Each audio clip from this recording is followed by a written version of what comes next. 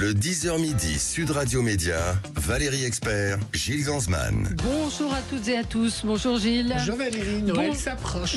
Noël s'approche, oui, absolument. Anthony Meunier, bonjour, merci d'être Bonjour Valérie, avec bonjour nous. Gilles. Aujourd'hui, c'est le grand écart avec nos invités. On est dans le... Tout à l'heure, on recevra Patrick Brion. Vous connaissez Patrick Brion ou pas? Ça vous dit rien, mais c'est pour ça. C'est bien pour ça que je dis ça.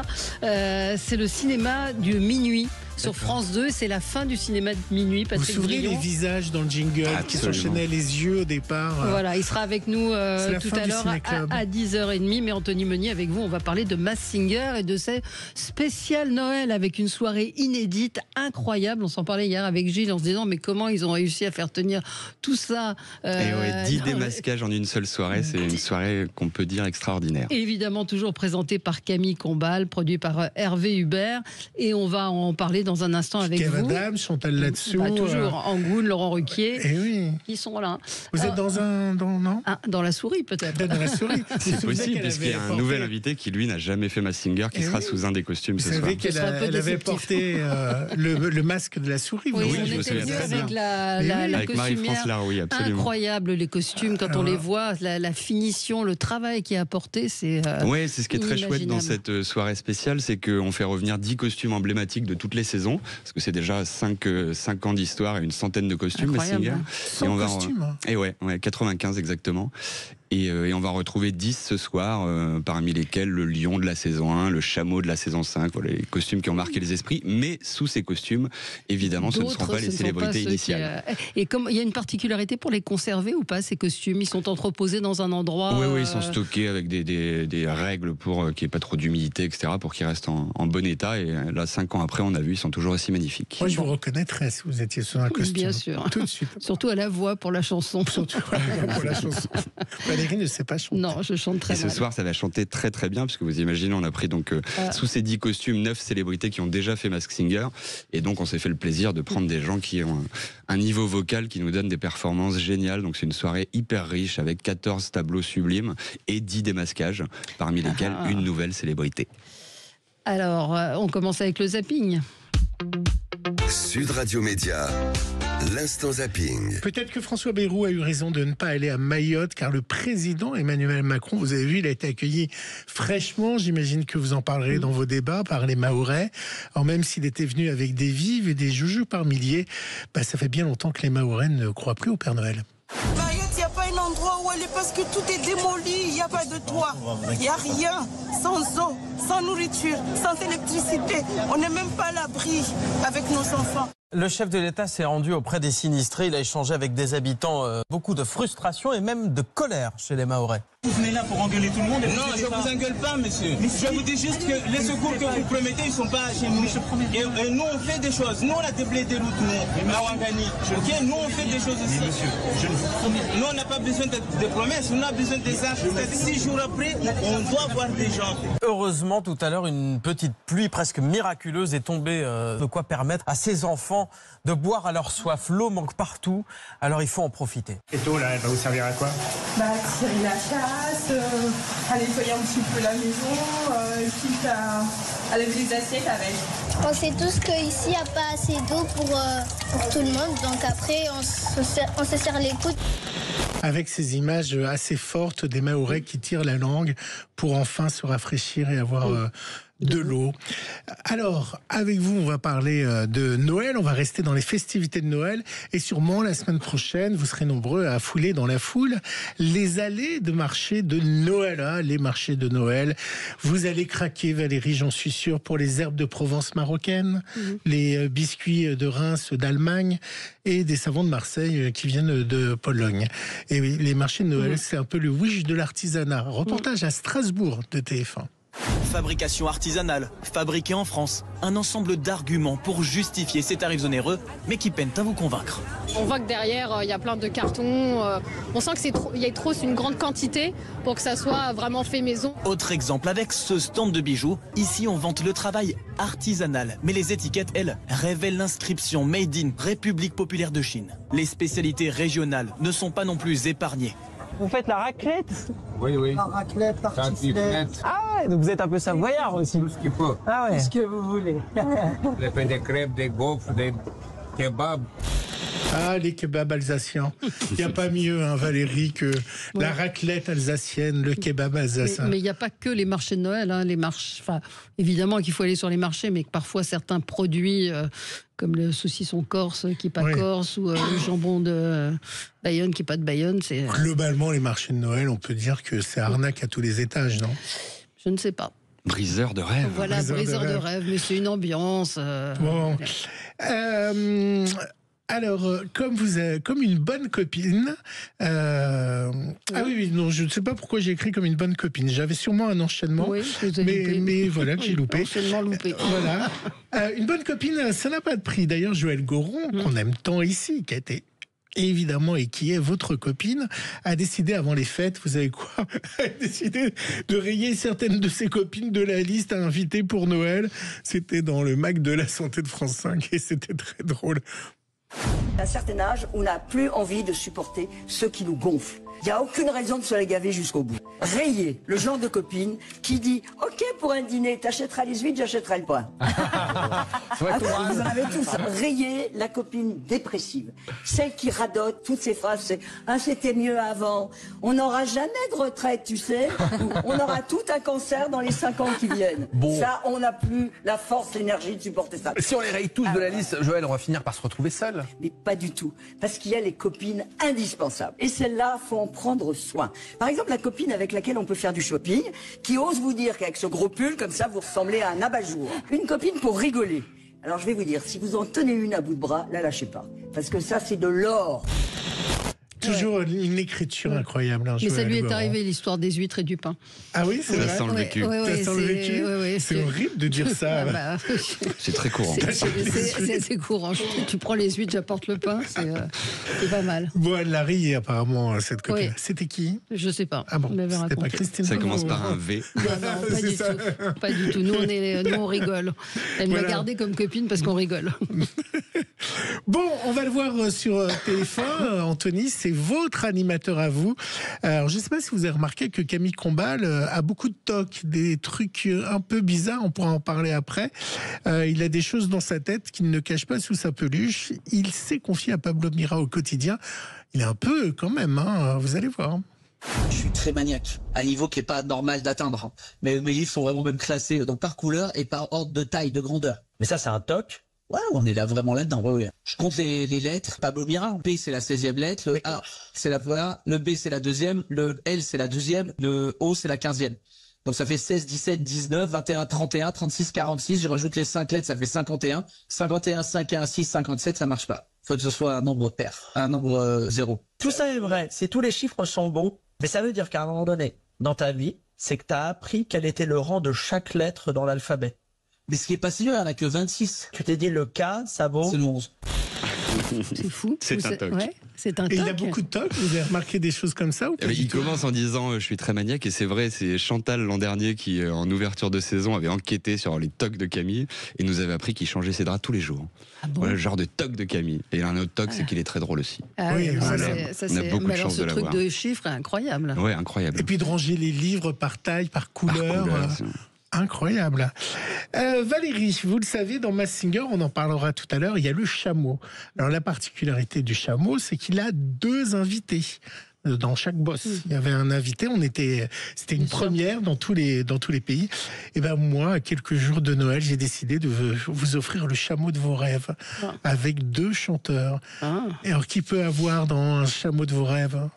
Mais je ne sais pas, il y en a plein. Julien Doré. Julien Doré, oui, je suis un peu fan, je suis un peu toqué de Julien Doré en ce moment. Et Philippe Risoli, qui ont décidé de chanter ensemble dans une vidéo. Cutas les bananas. Non, autre chose, écoutez. Il y a des jours tu sais pas pourquoi. Bah si. Ah oui. Bah si. Ça devrait marcher mais ça marche pas. Il y a des nuits tu sais pas pourquoi. Tu devrais dormir mais tu dors pas. Tu voudrais être éclaboussé par le soleil, mais t'as les boules, pas la frite, t'as les abeilles, elles sont cuitas, les bananas. Vous connaissiez cette version? Absolument. C'est mythique. Je l'ai entendu il y a quelques jours. Ah oui, les 2 ne se quittent plus. Et Valérie adore les deux. Ouais, Voilà, pour alors tout dire. on va les inviter tous les deux. Et puis je crois que Panda revient en plus. Panda revient, alors il faut faire pression. Bon, hein, absolument. Mais on va faire pression sur la fiction. Ouais, parce qu'on l'a passé beaucoup son album, mais je crois qu'il est en tête d'ailleurs des ventes, des téléchargements, puisque maintenant on n'achète presque plus de. Il y aura un Julien Doré sous un panda? Vous me connaissez, Gilles. Non? C'est possible. Il y aura Philippe Risoli? C'est possible, tout est possible. Dans le Guépard. Allez, Anthony Meunier est avec nous, producteur de Masked Singer. On va parler de cette soirée exceptionnelle, spéciale Noël ce soir sur TF1 à 21h. À tout de suite. Le 10h midi, Sud Radio Média, Valérie Expert, Gilles Gansman. Sud Radio Média, l'invité du jour. L'invité du jour, c'est le grand Manitou de Masked Singer, celui qui sait tout et qui ne dira rien. Anthony Meunier, producteur de Masked Singer, pour nous parler de cette soirée exceptionnelle ce soir, un Masked Singer spécial Noël. En gros, c'est toute une saison en une soirée. Exactement, c'est la promesse. Je vous propose qu'on écoute la bande-annonce. Ça vous donnera une petite idée de ce que vous pourrez découvrir ce soir. Vendredi, Masked Singer vous offre une soirée événement. On a réuni la grande famille de Masked Singer pour ces fêtes de fin d'année. La joie de Noël. Oh, fais attention à Chantal. 10 célébrités sont de retour dans le jeu. Ça me rappelle des beaux souvenirs. Mais, il y a un mais. Mais sous des masques différents. Aucun ne sera dans son costume d'origine. On a mélangé les cartes, quoi. Et pour corser cette enquête totalement inédite, une nouvelle star mystère se cache parmi elles. Ça peut être n'importe qui, un VIP exclusif. Ah, j'ai pas compris. Toute la magie de Noël pour un show unique. Et plein de surprises. Masked Singer spécial Noël, c'est vendredi à 21h10 sur TF1 et en streaming sur TF1+. Alors Valérie, est-ce qu'il y aura Brad Pitt, Catherine Deneuve ou bien peut-être Johnny aucun des deux Hallyday? ne l'a fait jusque-là. Non, mais des fois, alors ça s'est calmé depuis le début. Parce que dans la première émission, ils sortaient des noms. On se doutait bien qu'il y avait ni Donald Trump ni Brad Pitt. Écoutez, on est à l'abri de rien. Vous êtes calmé là-dessus ou pas? C'est pas qu'on s'est calmé, c'est que l'émission a été découverte en première saison avec tout est possible et au fil des saisons, voilà, les pronostics des enquêteurs sont un peu plus affûtés et réalistes. Alors, vous avez fait revenir certaines des personnalités. Oui, l'idée c'est de vraiment proposer aux gens le meilleur de ces 5 ans de Masked Singer. Donc parmi les enquêteurs, on en a qui viennent un peu toutes les saisons. On a le retour d'Angoune. C'est un plaisir de la retrouver parmi nous. Chantal Latsou, Laurent Ruquier, Kev évidemment, qui est là depuis le début. Vous n'avez pas fait revenir Inès Reg? Non, Inès était en pleine tournée à ce moment-là, en même temps que nous. Du producteur. Ben non, c'est vrai. Non, mais vous savez bien que ça a été très compliqué avec Inès Reg. On a eu la même conversation il y a un an, Gilles, et ça n'a pas été compliqué pour moi, donc je ne peux pas vous dire. Oui, mais entre-temps, il y a eu l'affaire, il y a eu plein de choses. C'était à ce moment-là. Il y a eu sa série qui a été arrêtée par TF1. J'imagine pas que TF1 dise on va sur Inès Reg. Le nouveau casting des enquêteurs a été annoncé. Inès n'est pas là, mais elle est en pleine tournée des Zéniths. Et le nouveau casting de la prochaine saison a été annoncé. Exactement, avec Élodie Pou qui nous rejoint. Voilà, vous renouvelez, vous essayez de renouveler. Oui, comme chaque année, on essaie d'apporter un peu de fraîcheur et les enquêteurs, étant donné qu'on peut pas communiquer sur les célébrités qui sont sous les costumes, c'est le jury qui apporte du renouveau. Donc voilà, ça tourne. Angoune est de retour, Chantal est de retour aussi. Chantal est indispensable. Indispensable, on l'aime d'amour. Comment vous avez choisi Élodie Pou? Pourquoi plutôt elle que quelqu'un d'autre? Comment ça se passe en fait? C'est des discussions. D'abord, il faut qu'il y ait une envie et une envie respective entre nous, la prod, TF1, la chaîne et les artistes qui viennent nous rejoindre. Et je crois que l'humour dans Masked Singer est quand même un pilier fondamental. Donc, Élodie va apporter cette touche très personnelle, elle a une écriture bien à elle. Elle a quelque chose avec la gouaille, avec de exactement. Et Masked Singer, c'est pas un jury comme les autres, c'est pas un jury de professionnels de quoi que ce soit. Ils sont là dans une position vraiment de téléspectateurs et pour jouer exactement. Et pour jouer, donc c'est ça qui est amusant. Il y a The Voice qui fait passer des essais à des gens quand ils décident de choisir quelqu'un pour juger. Ils font semblant qu'il y a des danseurs avec une vidéo. Est-ce que vous aussi, vous avez fait répéter Élodie Pou? Vous l'avez testé? Non, jamais. On n'a jamais fait passer d'essai. C'est vraiment au feeling de... Voilà, c'est une rencontre avant tout. Il faut qu'on se dise, le téléspectateur va se projeter avec cette personne, on va se marrer, elle va apporter quelque chose dans l'équilibre de ce jury, et je crois que ce sera le cas. Et là, les personnalités qu'on va retrouver ce soir, donc il va y avoir combien, 20 démasquages? 10. Ah, 10, c'est déjà pas mal. 10 démasquages, c'est-à-dire en gros toutes les 10 minutes on démasque quelqu'un. Ça n'arrête pas, c'est une soirée hyper riche. Et donc c'est des gens qui ont 9 d'entre eux l'ont déjà fait, exactement, plus une nouvelle célébrité. Donc les 9 qui l'ont déjà fait, c'est parmi les 6 dernières saisons. Et en plus, on a une nouvelle célébrité qui ne l'a jamais fait. Qui sera sous quel costume? Vous verrez, ça fait partie des... Père Noël, ça rebat les cartes en permanence, c'est ça qui est assez marrant pour les enquêteurs. C'était très compliqué de se dire, mais en fait non, c'est pas possible, on a déjà dit ce nom, et là c'est peut-être un nouveau. Alors souvent c'est des animaux, il n'y a pas de légumes. Hein. Oh, si, si, il y a eu le cornichon. Ouais. Et puis, s'il y a le melon, vous pouvez mettre... On n'a encore jamais eu le melon. Ah, vous n'avez jamais eu le melon. Mais on aura des légumes dans la prochaine saison aussi. Vous aurez des légumes aussi. Et ceux qui sont revenus l'ont fait, j'imagine, avec grand plaisir. Ça les a amusés. Je crois que vraiment tous les invités qui ont participé à Masked Singer sont partis de là ravis.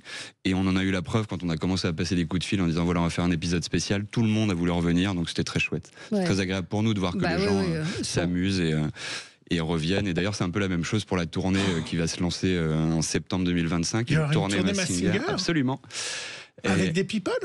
Oui, avec 2 célébrités qui se démasqueront dans chaque spectacle. C'est un spectacle pour toute la famille avec 10 personnages, un peu comme dans l'émission de ce soir, qui se produiront sur scène dans toute la France. Et à chaque date, il y aura 2 célébrités qui se démasqueront. Et vous allez faire combien de dates? On peut acheter des jeux? Il y a une vingtaine de villes. Ouais, ça a été mis en vente la semaine dernière et c'est à partir de septembre 2025 dans beaucoup de villes de France. À Noël, exactement, un excellent cadeau de Noël. Masked Singer. Et on sera à Paris, aux Folies Bergères. Voilà. Le spectacle, le live de Masked Singer, incroyable. C'est sympa. Et l'émission de ce soir, en termes de production, pour expliquer un petit peu à nos auditeurs comment ça se passe, c'est très intense, c'est différent d'une émission classique. C'est un peu toute la logistique et toutes les problématiques d'une saison qu'on tourne habituellement sur un mois, réunies en une journée. Donc... c'était une bonne journée. Ils se croisent jamais, il n'y a jamais eu... non, c'est le même principe que pendant Masked Singer, le secret reste au cœur de l'émission et donc ils se croisent pas. Donc là on avait un étage entier de loges avec de la sécu dans tous les sens. Et là, en règle générale, le démasquage se fait sans public. Là, j'imagine que vous êtes obligé, vous avez gardé Alors public. Là, pour la première fois, ils se démasqueront tous sur scène parce qu'on n'avait pas le temps d'aller en tanière en permanence. Donc, puisqu'il y a 10 démasquages dans la soirée, on se rend pas compte, mais c'est vraiment, ça n'arrête jamais. C'est une soirée très très rythmée. Et donc, oui, ils se sont carrément démasqués sur scène devant le public. Et tout le monde a joué le jeu puisque rien n'a fuité. Oui, pour l'instant, rien n'a fuité. Vous n'avez pas peur des fuites? Non, mais je crois que les gens ont compris à la fois les médias, vous et le public. C'est l'intérêt de personne de spolier une série. Oui, surtout que les personnalités, on les connaît directement. Là, il n'y a pas 9 d'entre eux, oui. Ouais, donc il n'y a pas de surprise. On a un auditeur il y a beaucoup de surprises. Il y a beaucoup de surprises. Et en plus, il y a beaucoup de surprises. Vous comprenez ce que je veux dire? Ouais. Il y a un auditeur qui demande s'il y a des clubs Masked Singer. Est-ce que les gens refont ça chez eux? Je crois que les gens jouent chez eux. Moi, je reçois tous les ans. Il n'y a pas de gens qui se déguisent. Il n'y a pas de club dans les villages où. Alors ça, non, j'en ai pas entendu parler encore. Comme il y a des clubs des chiffres et des lettres. Mais il y a ce phénomène du cosplay où les gens se déguisent et c'est en fait c'est Masked Singer. Le cosplay, c'est exactement ce principe-là.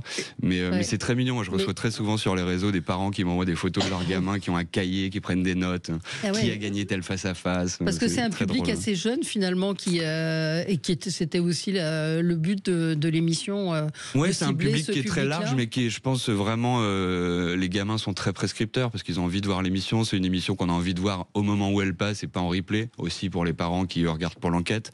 Donc ce soir, regardez Masked Singer et le reste ce sera en replay. Et il y a eu des demandes de B2B dans les entreprises.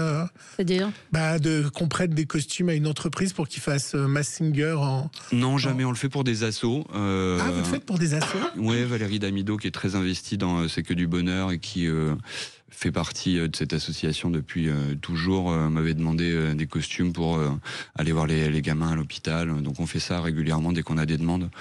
Mais en entreprise, non. Ils sont assurés, les costumes? Oui, absolument. Ouais. Ça coûte combien d'assurer un costume Masked Singer? Quelques milliers d'euros pour l'année pour l'ensemble des costumes. Mais oui, vous savez, les assurances, vous ratent jamais. Stéphane, toujours un auditeur, nous dit combien sont payées les célébrités? Ça, la réponse à laquelle le producteur ne répondra pas. Et Camille Combal. Et le producteur. Non plus. Vous ne saurez rien. Mais les costumes coûtent très cher. Oui, ça coûte très cher parce que c'est énormément de travail. Vous parliez de Marie-France Larouille qui est qu'on avec avait nous reçu depuis le ici. début. Ouais. C'est un costume, c'est entre 300 et 600 heures de travail selon les costumes, donc c'est énorme. Et c'est plusieurs dizaines de personnes, puisqu'on a, pour la prochaine saison, là, on est en train de finaliser tout ça. On a 7 ateliers maintenant, on en avait 2 au départ. Il y a 7 ateliers pour Masked Singer. On essaie de faire travailler de nouveaux ateliers à chaque fois, sans prendre trop de risques, en testant sur un costume, et puis ils reviennent, et chaque année, ça augmente un peu le nombre. Et c'est très agréable, parce que c'est différents types d'inspiration, ils n'ont pas le même âge, ils n'ont pas la même culture. Des gamins de 30 ans ou des gens qui ont 30 ans de métier, ils font pas les mêmes costumes, et c'est ça qui est chouette dans l'émission, c'est qu'on a un beau panorama de travaux différents. Quel est le pays où ça cartonne le plus ? La France marche très bien, Ouais. l'Angleterre aussi. Je crois qu'on fait partie des 2 territoires qui sont vraiment en haut du panier au niveau audience. Mais c'est un phénomène mondial. Masked Singer, c'est presque 60 pays. 60 pays. Ouais, j'ai rencontré le patron de la chaîne coréenne là, au dernier MIP et Est-ce que c'est un il me format disait que c'était coréen 2400 épisodes. C'est vertigineux. Ouais, c'est vertigineux. Qu'est-ce qu'il y aura de nouveau dans la nouvelle saison qui s'approche? On a vu vous me donc réinviterez, il est trop tôt, on l'a même pas tourné. Mais il y a beaucoup de choses, on est très contents. C'est toujours un peu l'angoisse à la fin d'une saison. On a de bonnes audiences et on se dit mais qu'est-ce qu'on va faire l'an prochain? Et donc heureusement on a quelques mois à chaque fois entre les deux. Et voilà, on a trouvé tous les twists qui vont bien pour que je puisse revenir vous dire dans quelques mois que ça va être génial. Mais si jamais vous mettez enfin un melon, vous mettez Iseult dedans. Je ne vois pas à quoi vous faites référence. J'ai pas vu la séquence, j'en ai entendu parler. Alors, est-ce que les artistes choisissent vraiment leur costume ou c'est plutôt un catalogue? Oui, mais c'est un catalogue, ils peuvent pas dire. Alors il y a un catalogue où on a une quarantaine de croquis, mais parfois quelqu'un nous dit je veux absolument être un brocoli, une banane et elle n'est pas dans le catalogue et donc on lance un croquis et on avance. Moi j'ai vraiment depuis Qui a le voulu début absolument un costume que vous lui avez pas proposé? Valérie Bègue, la banane, c'était ouais, elle voulait vraiment un personnage rigolo et on a dessiné cette banane. Mais je crois que c'est très important dans Masked Singer que les artistes se sentent en adéquation avec les choix de chansons, avec le choix du costume, avec les attitudes qu'ils vont avoir. Il faut s'éclater pour éclater les gens et donc on leur laisse vraiment toute la liberté possible. Et donc ce soir ça va bien chanter? Ça va très très bien chanter, mais vraiment c'est phénoménal. Alors Laurence Boccolini. On en a eu quelques-uns des très bons chanteurs. Qu'est-ce qui peut avoir? L'âme a très bien chanté. L'âme n'a jamais fait Masked Singer, mais peut-être que c'est la 10e. Qui était dans l'ours? Un ours? Ah, la Rousseau. La Rousseau était dans le Manchot, oui. Ouais, dans le Manchot. Elle sera peut-être là était ce soir. incroyable. Ouais, elle avait fait un SOS d'intérieur détresse. Peut-être là aussi. Peut-être Natacha Saint-Pierre, puisque Inès Reg n'est pas là. Il peut pas s'empêcher. Question aussi, quelle est la plus grande star internationale qui est participée à un Masked Singer? Vous le savez ou pas? Alors chez nous, on en a eu une la première année, puis 2 depuis, donc on a eu 7 ou 8. Moi, j'ai un coup de cœur particulier parce que grâce à l'émission, c'est devenu une amie. C'est Terry Hatcher qui a été une super surprise pour le public parce que c'est 30 ans de lien avec le public français, avec Lois Lane, avec son personnage de Suzanne dans Desperate Housewives. Donc les gens ont vraiment été hyper agréablement surpris. Et nous aussi parce que c'est quelqu'un d'extraordinaire. Donc pour moi, c'est une très belle rencontre, mais c'est plus personnel que. Mais elle avait très très bien chanté. Elle avait fait Nina Simone, a cappella, Feeling Good, c'était incroyable. Qui vous avez essayé d'avoir en personnalité étrangère et ça n'a pas pu se faire pour des raisons d'agenda ou autre? Oui, il y en a beaucoup puisque mais en plus un nom comme ça qu'on a raté pour des histoires d'agenda. Je peux pas vous dire parce que c'est jamais raté pour la suite. Parfois ça plante parce que la date bouge. Alizée, ça a mis 2 ans, c'est ça? Oui, Alizée, alors c'était pas pareil, elle s'était blessée en répète. Mais ouais, parfois on change une date et ça marche plus pour le VIP international et du coup on se reparle l'année d'après. Alors qui vous aimeriez avoir absolument? Qui serait Céline Dion, ça serait un rêve. Elle est peut-être là ce soir. Peut-être là ce soir. Le producteur qui fait le teasing. Et il y aura Brad Pitt aussi. Voilà. Allez, ce soir, donc, et soirée inédite exceptionnelle présentée par Camille Combal, un Masked Singer spécial Noël. Et vous retrouverez évidemment ceux qui ont fait les belles heures du jury, Laurent Ruquier, Angoune, Chantal Latsou, Kev Adams. Et puis donc. Et on va se marrer. C'est vraiment une soirée de rire. Et ça fait du bien dans la morosité actuelle. L'initiale du prénom de la personne. Allez, Gilles, on va passer. Merci Anthony Meunier d'avoir été avec nous ce matin. Puis vous reviendrez nous parler de la prochaine saison. Rendez-vous ce soir. Et dans un instant, Patrick Brion, la fin du cinéma de minuit. On va en parler avec lui. Cette émission qui a commencé, qui a été créée en mars 76. Imaginez-vous. À tout de suite. Le 10h midi, Sud Radio Média, Valérie Expert, Gilles Ganzmann. Sud Radio, le supplément média.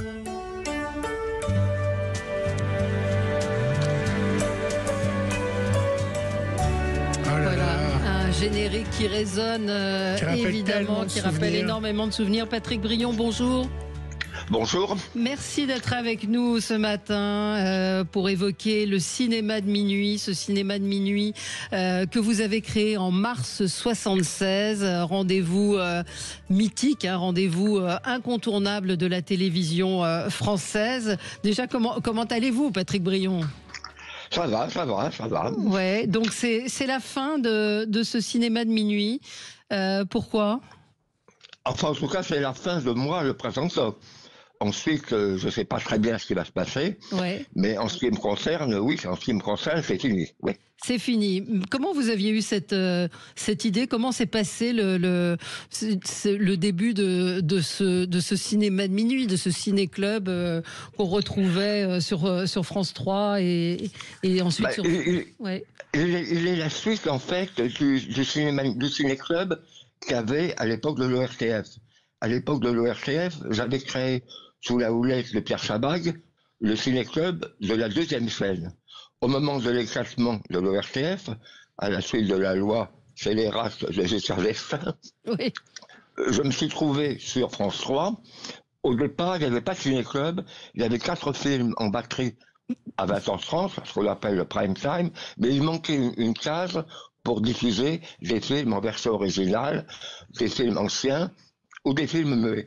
Donc petit à petit, grâce à Claude Contamine, qui était notre président, et à Maurice Cazeneuve, qui dirigeait les programmes, on a créé ce cinéma de minuit, donc en 76. Alors est-ce qu'aujourd'hui ces films ne sont pas devenus désuets ? Est-ce que, parce qu'on sait très bien que le noir et blanc est maintenant un repoussoir, est-ce que finalement tous ces films ne sont pas en train de disparaître ? Qui connaît Greta Garbo entre nous, dans le grand public, j'entends, Patrick. Écoutez, comme dit Gilles Godard, qui a souvent raison, ce ne sont pas des vieux films, ce sont des films anciens.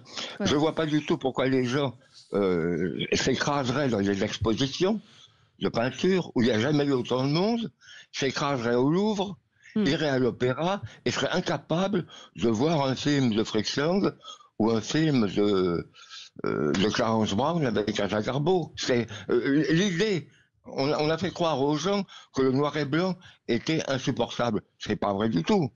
Non, il y a des films formidables, effectivement. Les Enfants du Paradis, il y a plein de films en noir et blanc. Alors, on les a colorisés aussi pour les rendre plus accessibles. C'est une monstruosité. Et regardez, en ce qui concerne la photographie, beaucoup de gens de grand talent reviennent à la photographie en noir et blanc. Absolument. Puis regardez The Artist qui a fonctionné. Oui, absolument. Vous avez présenté plus de 2000 films, c'est ça, du cinéma muet aux années 70.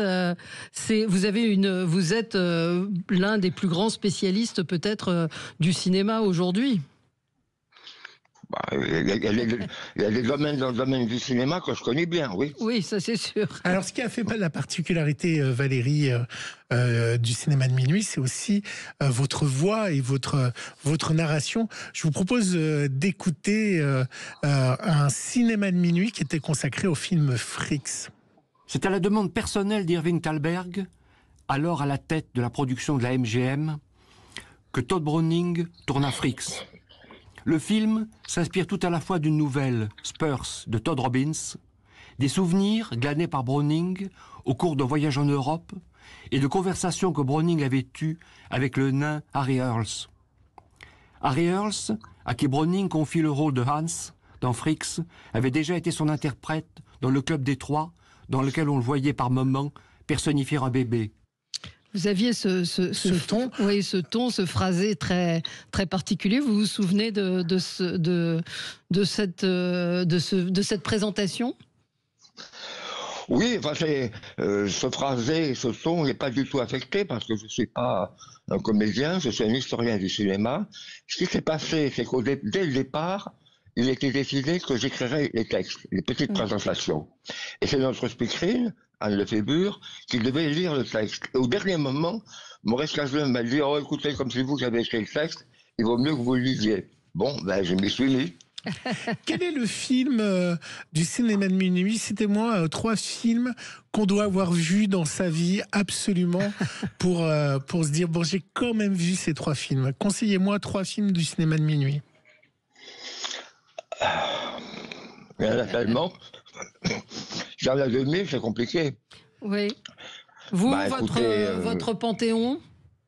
Écoutez, disons, je sais pas. Enfin, bon, si on met un film français, pourquoi pas Le Corbeau? Oui, de Clouseau. Oui, un film italien. Film italien, il y en a tellement. Bon, film italien, passons. Bah, disons 2 films américains. Oui. Pourquoi pas Le Portrait de Dorian Gray? Oui. Un film qui est aussi superbe. Et un film d'aventure, Scaramouche. Ouais. Que je crois que vous aimez beaucoup, ça, Valérie Expert. Absolument, absolument. Comment lui, il vous connaît? Mais si, autre chose. si, on se connaît. Ah voilà, bon, nos auditeurs sont très contents de vous entendre. Gilles, un auditeur nous dit « Ah, mais c'est le monsieur avec la voix, j'ai ma réponse, générique culte de Francis Lay. » Effectivement, vous êtes une voix, vous êtes une référence pour beaucoup de téléspectateurs, hein. Oui, je crois. Oui. Alors, j'allais vous dire, est-ce qu'on vous reconnaît dans la rue ou qu'est-ce que vous disent les gens que vous rencontrez? Patrick Brion, ça évoque quand même ce cinéma très spécifique. Oui, absolument, mais on ne me reconnaît pas comme je n'apparais pas à l'image. Mon nom n'est jamais apparu au générique du cinéma de minuit. On ne voit pas ma tête. Ouais. Et rarement on peut me reconnaître, mais ça m'arrive 2-3 fois. Ouais, de temps en uniquement temps. par la voix. Quelqu'un m'a dit, mais c'est pas vous qui présentez. J'ai dit oui, c'est ça, oui, en effet. Et vous continuez à regarder des films? C'était ma question. Voilà. Maintenant que vous êtes à la retraite, est-ce que vous allez regarder des films? Naturellement, tous les jours. Tous les jours? Oui. Tous les jours. C'est vrai, mais vous regardez quoi? Des films jusqu'en 1970 ou vous dépassez un peu les années 70? Ah non, moi j'ai toujours été contemporain du cinéma, si on peut dire. Non, moi je vois aussi bien des films récents que je vais voir en salle, que des films anciens que je vois, que je découvre, grâce aux DVD sur ma télévision, oui. Est-ce que pour vous, le cinéma a un peu disparu de nos écrans et a été remplacé par les plateformes comme Netflix et autres, par des grandes fictions ou par des séries? Est-ce que c'est la même chose que le cinéma pour vous ou pas? C'est pas tout à fait la même chose, mais c'est vrai qu'il y a une grande mutation. La série, dans les années 70, où la série est un peu oubliée, la série maintenant est revenue en force, notamment à la télévision. Il y a moins de films à la télévision qu'avant. Ouais. Bon, mais alors il y a une possibilité de les voir sur les plateformes, mais c'est compliqué. D'abord, je pense que sur les plateformes, on voit pas tout. Moi, il y a des amis qui m'ont dit, oh, tu verras en DVD, il y aura tout. Non, il n'y a pas du tout en DVD. C'est pas vrai. Ouais. Il faut. Et puis moi, je pense surtout, si vous voulez, aux nouvelles générations. Bien sûr. J'ai de nombreux petits-enfants, donc je pense aux nouvelles générations qui n'ont pas vu certains films. Il faut pouvoir les montrer. Il faut reprendre ce bâton de pèlerin et leur montrer les films, de même qu'on cherchait à les montrer dans les années 50. Alors France Télévisions confirme qu'il y aura toujours sur les plateformes justement la possibilité de voir à la demande des films. Et je cite Manuel Alduy, directeur du cinéma et des fictions internationales pour France Télévisions, qui dit, qui vous remercie évidemment, qui exprime sa profonde gratitude pour votre engagement exceptionnel. Et puis il dit une chose très juste: nous sommes nombreux à avoir élaboré notre cinéphilie grâce à vous, Patrick Brion, et ce rendez-vous. Et c'est vrai que nous vous sommes redevables et qu'on voulait vous remercier ce matin d'avoir été là, de nous avoir guidés dans nos choix, dans nos découvertes d'un cinéma peut-être plus exigeant que celui qu'on nous propose habituellement. Sans doute, il faut merci beaucoup d'abord. Il faut continuer à voir les films anciens, à revoir. le cinéma n'a pas commencé avec Tarantino. Non, Eh ben, absolument. en tout cas, c'était important de vous rendre hommage. Oui. On finit avec la petite musique La de petite Francis musique, Lay. oui, Oh, oui. c'est tellement nostalgique. Merci d'avoir été avec nous, Merci Patrick beaucoup. Brion, et merci encore pour tous vos conseils, pour tous vos analyses, parce qu'à chaque fois les présentations étaient une petite analyse de ces films. Merci à vous. Merci beaucoup. On se retrouve, nous, lundi, Valérie. Oui, on se retrouve lundi. Et lundi, on sera pas loin du même sujet, puisqu'on va recevoir Romain Nigita qui va nous parler des fictions Ouais, c'est et pas des exactement séries. pareil. Non, c'est pas pareil, mais on est... Petit écran. Voilà, petit écran, et Merci. il va nous dire les séries à suivre durant les vacances de Noël. Merci Gilles, et tout de suite les débats dans un instant sur Sud Radio. À suivre sur Sud Radio, mettez-vous d'accord, Valérie Expert.